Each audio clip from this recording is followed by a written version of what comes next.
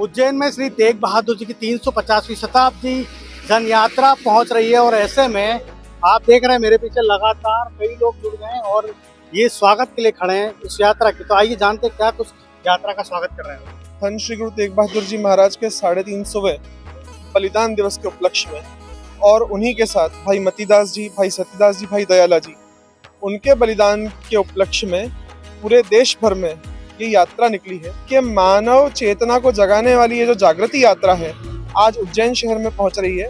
और हम सभी ये नानाखेड़ा गुरुद्वारा दशमेश दरबार है, यहाँ पर इस यात्रा के स्वागत के लिए खड़े हुए हैं।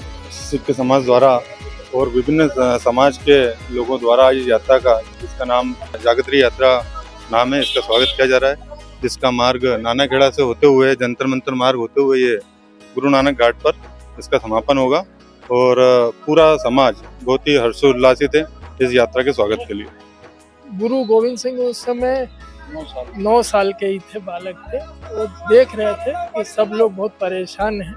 उनने पूछा सहज क्या बात है, तो पिता ने कहा कि आज धर्म की रक्षा के लिए किसी महापुरुष के बलिदान की जरूरत है। तो गुरु गोविंद सिंह ने कहा कि आपसे बड़ा महापुरुष कौन होगा। उनके इन शब्दों से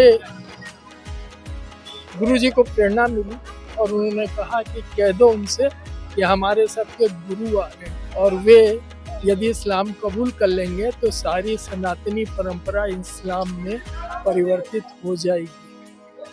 गुरु तेग बहादुर साहब को अनेक प्रकार की यातनाएं दी गई, सिखों को अनेक प्रकार की यातनाएं दी गई। भाई सतीदास, भाई मतीदास, भाई दयाला जी को अलग अलग तरीके से शहीद किया गया, आरे से चिराया गया, रुई में लपेटकर आग लगा दी गई, देग में उबाला गया और अंत में गुरु तेग बहादुर साहब को शीश काटकर शहीद कर दिया गया। पूरा उज्जैन सिख समाज में बहुत ही हर्ष का विषय है कि आज हमारे गुरु तेग बहादुर साहब जी के 350वें शहीदी पर्व पर भाई दयाला सिंह, भाई मतीदास जी, भाई सतीदास जी की जो शहीदी हुई थी उसमें आज हमारे असम से यात्रा निकलकर पंजाब जा रही है वो आनंदपुर, और उसमें उज्जैन सिख समाज से होकर गुजर रही है। सिख समाज में बहुत हर्षोल्लास है और बहुत ही खुशी का मौका है और आज हम सब सिख समाज में उमड़ कर आया हुआ है। श्री गुरु तेग बहादुर साहब जी महाराज जो सिख पंथ के 9वें गुरु है, उनका इस वर्ष 350वां शहीदी पर्व है।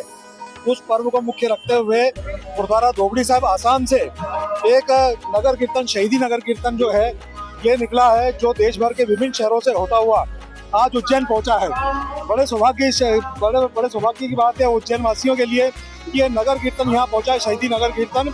यहाँ इसका स्वागत सम्मान पूरे शहर भर की तरफ से हो रहा है। सिख समाज तो स्वागत कर ही रहा है, अन्य हमारे जो बिरादरी समाज के जितने भी बंधु हैं वो सभी स्वागत कर रहे हैं।